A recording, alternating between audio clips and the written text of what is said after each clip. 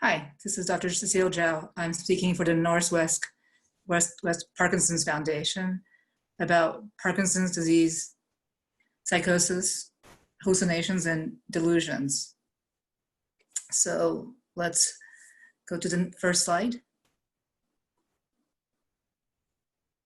So the objectives of this talk is to identify common neuropsychiatric complications of Parkinson's disease, talk about the risk factors and prevalence of these symptoms, and things that can alleviate or potentially worsen those symptoms, and talk about some pharmacotherapy and non-pharmacotherapy options for these symptoms. So next slide. So speaking of neuropsychiatric symptoms, these are fairly common, especially later on in Parkinson's disease. They increase with more cognitive issues and the severity of Parkinson's symptoms itself. They're often worsened by medications we use in the treatment of the motor symptoms of Parkinson's disease, making it a bit harder sometimes to manage both the motor and the psychiatric complications.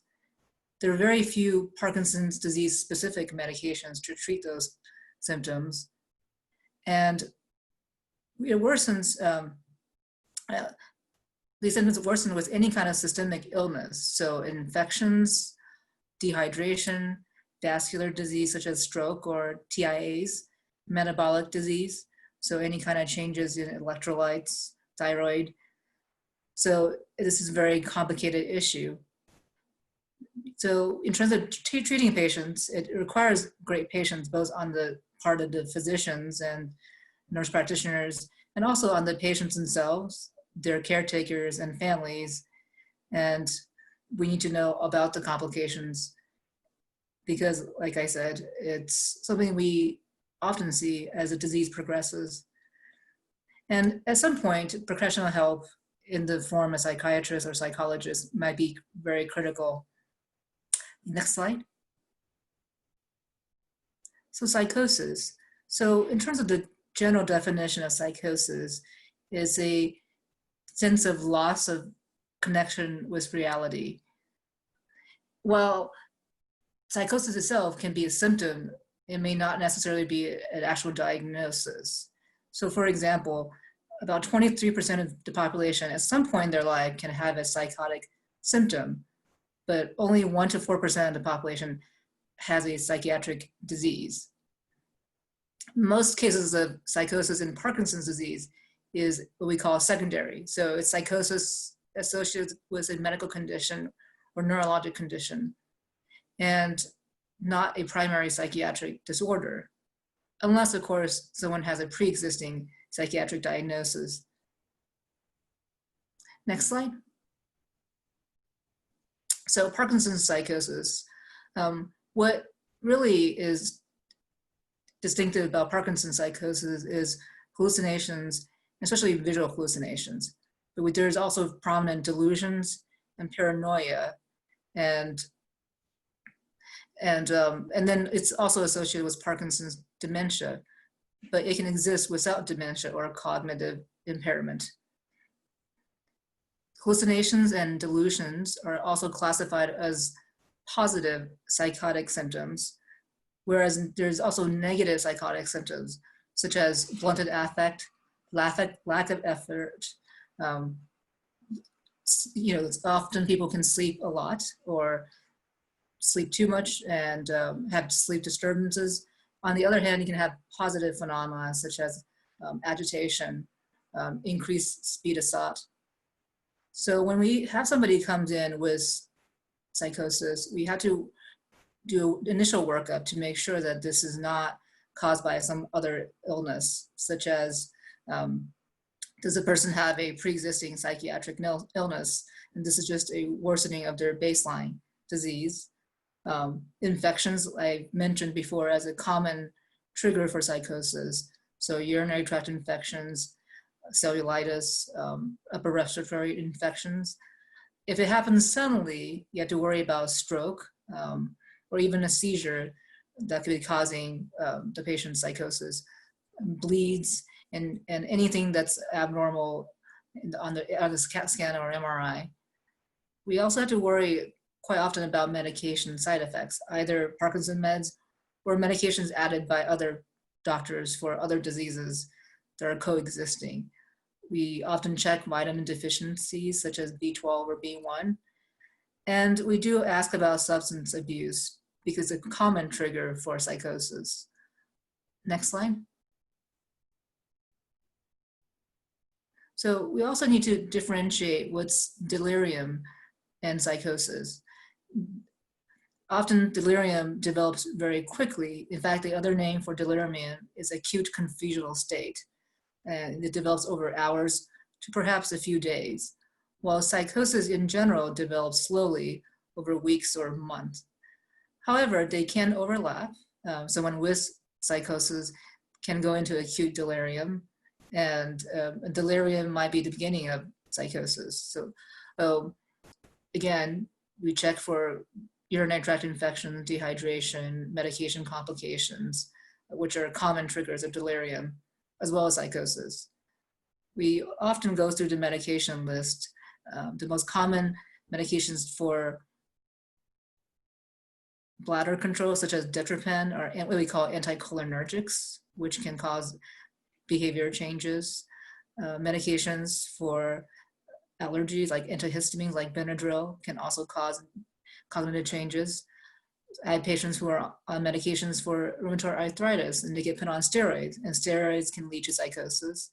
And a lot of pain medications, muscle relaxers, opiates, or benzodiazepines can also lead to acute changes. Next slide. So once the more serious and acute causes are ruled out, then the assessment should be made to see if the patient has underlying dementia or cognitive impairment, as well as the Parkinson's disease psychosis. And as there is a strong association between the two. So this involves a clinical history with the patient and ideally a caregiver or a family member who can give us some detail about what's going on in the last few years. And we do a cognitive screen. So the common one we use is MoCA. Another one is the MMSE. Or if sometimes we need to have professional help, we might ask a neuropsychologist to do a more full and extensive battery of tests. We often screen for depression. So it was a questionnaire as PHQ-9. We check labs, so check for infections, renal and kidney functions, liver functions, again, B vitamins, thyroid dysfunction, and rule out syphilis, which can cause dementia and psychosis. And then we get neuroimaging if indicated, which can be a CT scan or MRI if that has not been done recently. Next.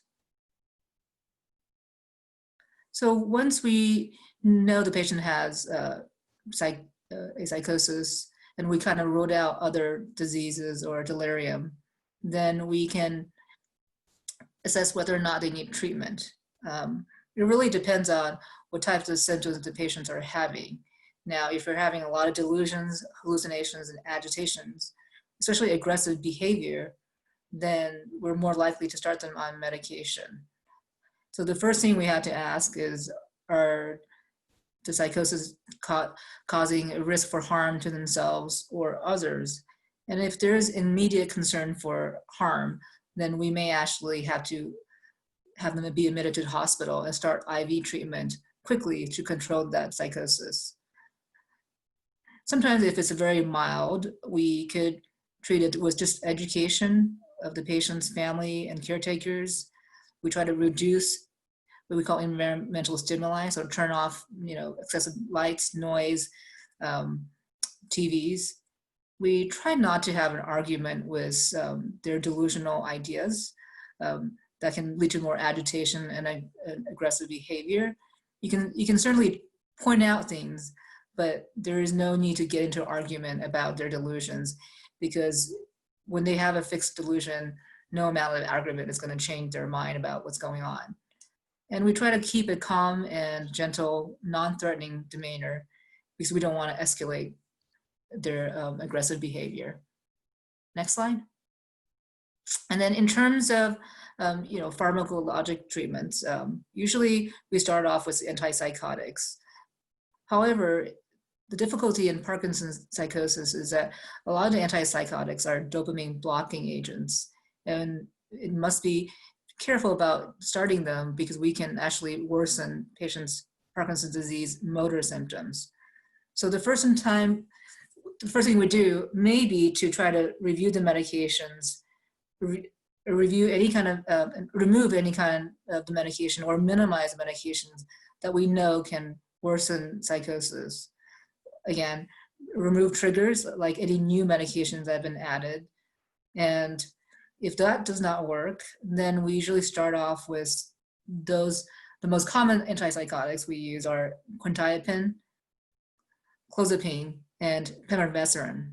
Now, there's several other medications that we also use depending on the situation, but these are the most common used medications in Parkinson's psychosis. Next slide. So we have to kind of have a conversation about the black box warning. And this is also a reason why we screen for dementia. There is evidence that there is increased mortality in elderly patients with dementia and dementia-related psychosis. So when we're using that, we're going to have a conversation with the patient and their family saying that there is this risk factor.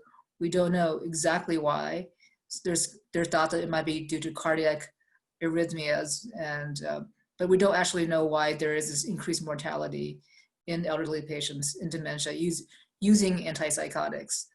On the other hand, these medications are often necessary if the goal is to keep the patient at home, because if they have aggressive behavior or very disturbing hallucinations, they often cannot stay home because of those behaviors.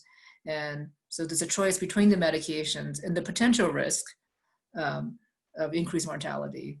So it's always important to have that conversation before we start the medication.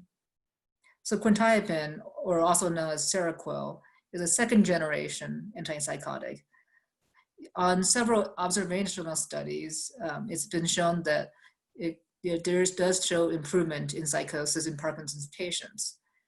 Unfortunately, those trials are actually very small, and there is some conflict on some of the test results.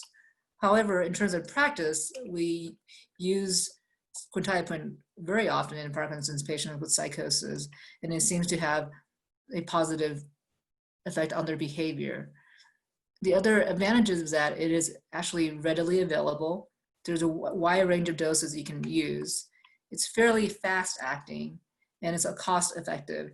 So we usually start this medication at as low dose as possible and then titrate up for benefit. Another concern sometimes we have about using antipsychotics is that the dopamine blockade can cause something called tardive dyskinesia. That is fairly low with quetiapine. So another reason that it is favored in use in Parkinson's disease. Clozapine is an interesting second-generation antipsychotic as well. So far, there's been little evidence, if any, of causing secondary Parkinsonism or tardive dyskinesia. So you would think that we would use that a lot more often. Unfortunately, there is a lot of lab and monitoring requirements for this medication. There is a risk of severe neutropenia and low blood pressure, which can lead to syncope or fainting. And there's been recorded cases of cardiac arrest. Because of that, you're required, when you're prescribing it, to be in a special registry on a monitoring program. And there's a very rigorous set of labs you have to do on a fairly regular basis. So this becomes very burdensome for people to prescribe it and for the patients to have to get labs, for example, almost weekly when you first start the medication, and blood pressure checks. So this is not used as often as you would possibly be because of that. So next slide. So pimavanserin, this is actually a newer drug that was approved in 2016 for the treatment of Parkinson's disease psychosis. Again, a second-generation antipsychotic. And it has a very unique mechanism of action. It's what we call a selective serotonin 5-HT2A receptor inverse agonist. What it's important about this medication is that it doesn't directly work on dopamine blockade. So we wouldn't expect to see any worsening of motor symptoms in Parkinson's disease. So, and that's exactly what it showed in their studies, is that there was no worsening of Parkinson's motor symptoms. So it's a 17 milligram capsule, but you take 2 at nighttime. And there is some evidence that perhaps it can decrease delusion, which is actually a very hard symptom to treat in psychosis. However, this medication does require prior authorization, and it can be quite expensive if you do not have insurance coverage. And the mechanism of action is such that it takes at least 2 weeks, generally about 4 weeks, to see full benefit. So if someone's having more acute symptoms, you can't start the medication right away and expect it to start working. So I warn my patients that if we're starting this medication, that we're not expecting to see benefit at least until 2 weeks, often about 4 weeks. So because of that, we often have to use these medications in combination, sometimes starting with a faster acting medication like quetiapine, adding on the pimavanserin, and then taking them off the quetiapine later if it's possible. Next slide.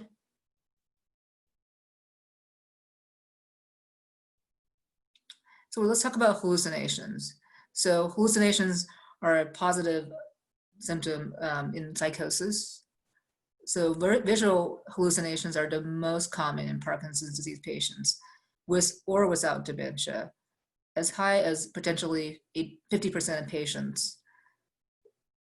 So most of the time, people will start off saying that they feel a sense of presence.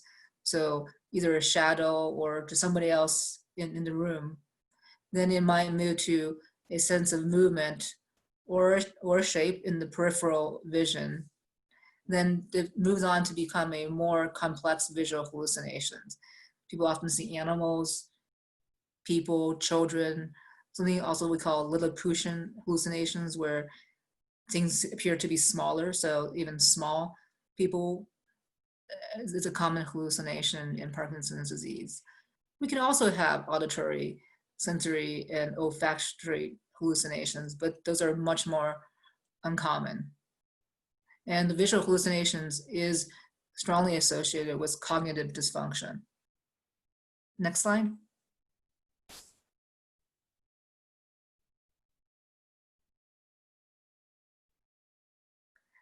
So screening at a visit with your doctor is important because mild hallucinations, such as the sense of presence, may not be reported by patients to their family members or their caretakers.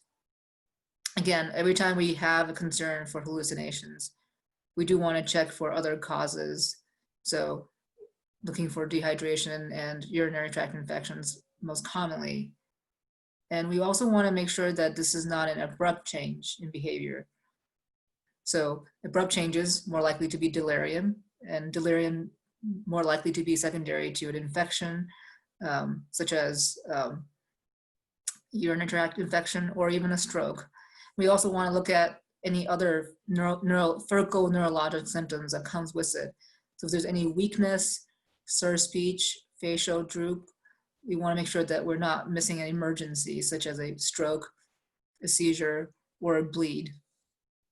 So in those cases, if it's an abrupt change, an abrupt onset of hallucinations with focal neurologic deficits, we will often send the patient to the ER for a consultation first.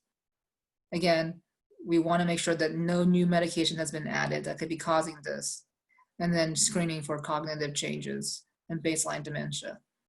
Next slide.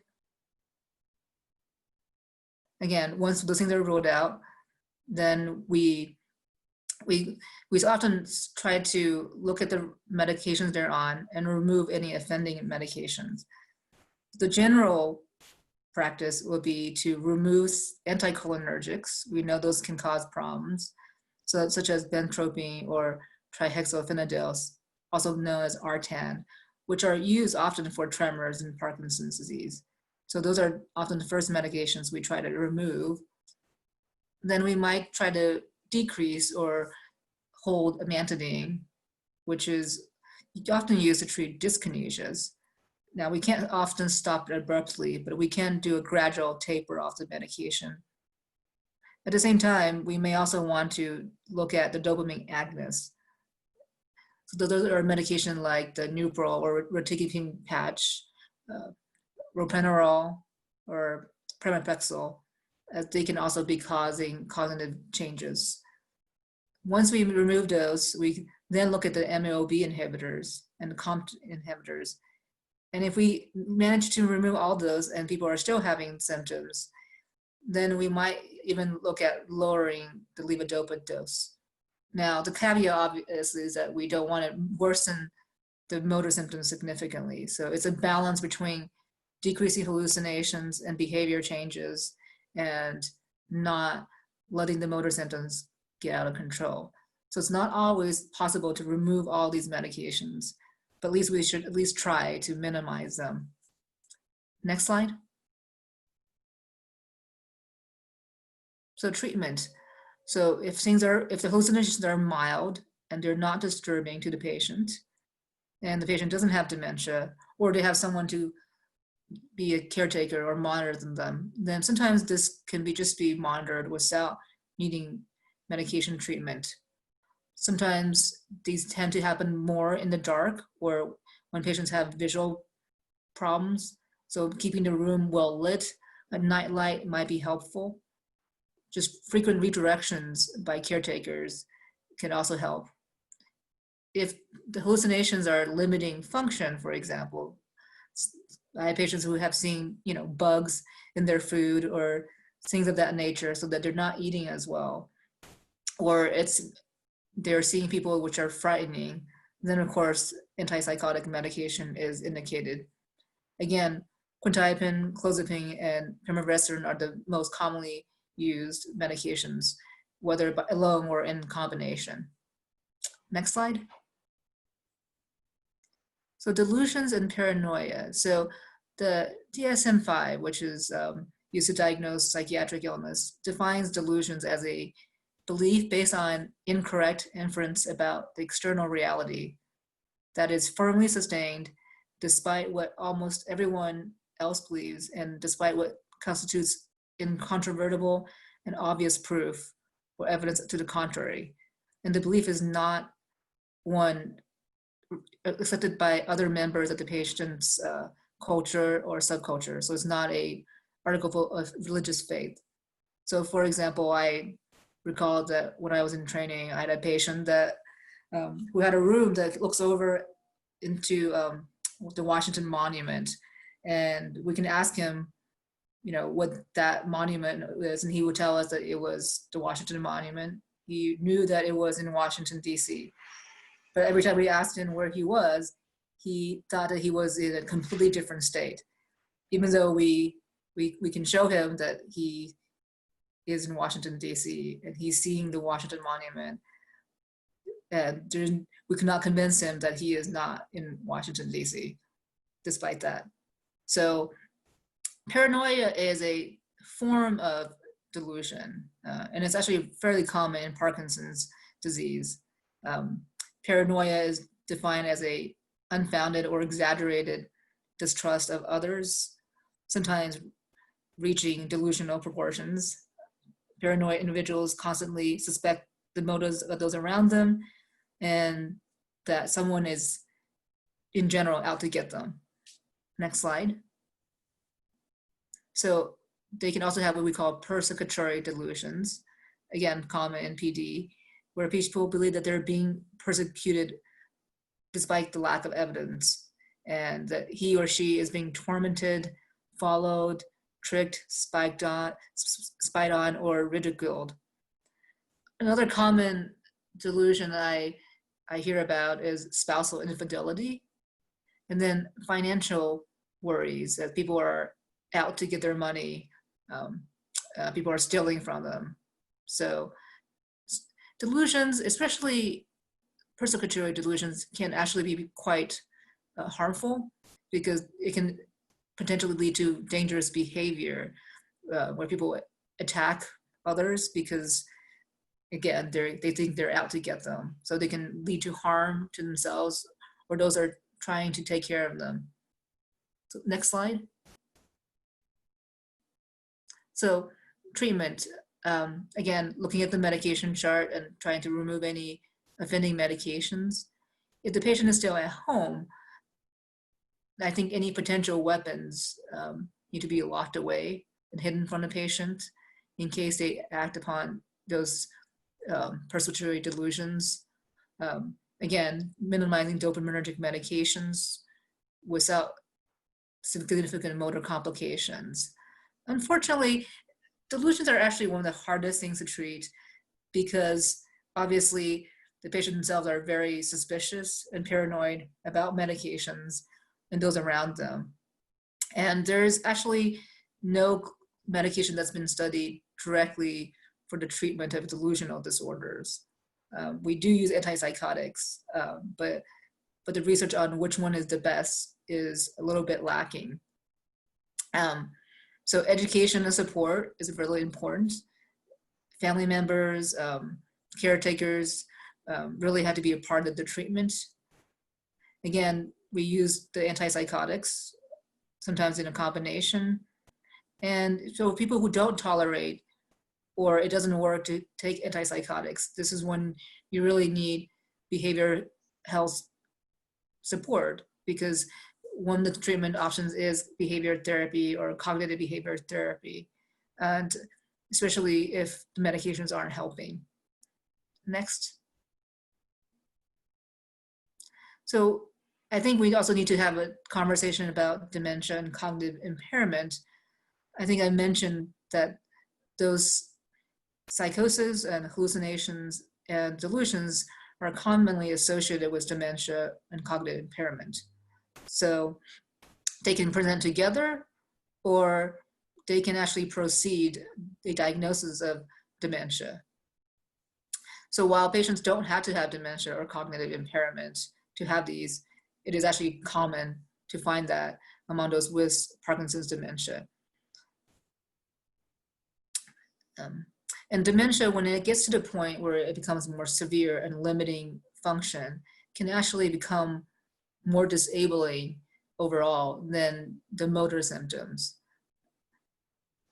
The medications then we use to treat the motor symptoms then potentially can worsen both the cognitive issues and the psychiatric issues, making it very hard to manage those who develop dementia. Next slide. So in terms of prevalence of dementia, it is quite high in Parkinson's disease, up to 30 to 40%. So this is 5 to 6 times more common than those without Parkinson's disease. And over time, the cumulative incidence can be over 80% in those with 20 or more years of diagnosis of Parkinson's disease.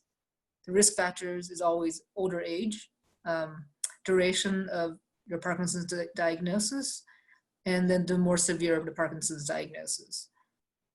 Often, non-motor symptoms of Parkinson's disease is associated with higher risk of cognitive and dementia.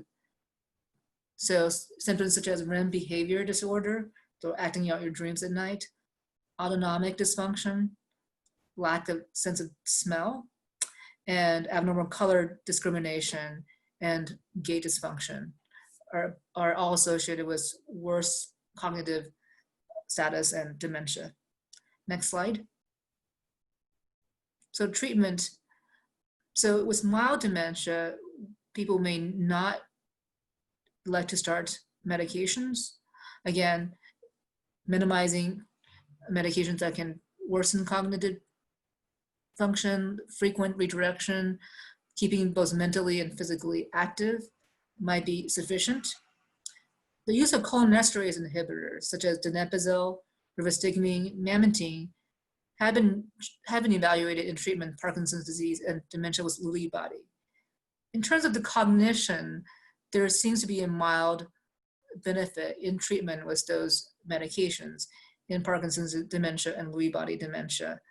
Though there is an argument that while there might be statistical benefit, there may not be a significant clinical benefit, but it's certainly worth a try. However, in terms of whether or not those medications treat the neuropsychiatric symptoms, that is less clear. So we can often start the medication, such as donepezil or memantine, for those with cognitive issues such as Parkinson's dementia, and that might help with the dementia portion of it. It may or may not help with the behavioral aspects. Next.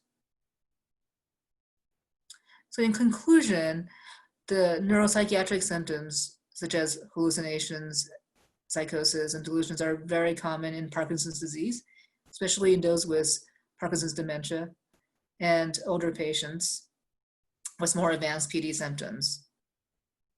Dementia and neuropsychiatric symptoms can occur independent of each other as well. The treatment of dementia does not necessarily treat the neuropsychiatric symptoms, and the treatment of psychosis, hallucinations, and delusions are fairly similar in that we rule out and treat any underlying systemic illness. We review the medications and try to simplify them. And we use antipsychotics judiciously to avoid side effects. And then if all else fails, behavioral health consultation. And I think that concludes my talk on Parkinson's disease, psychosis, hallucinations, and delusions.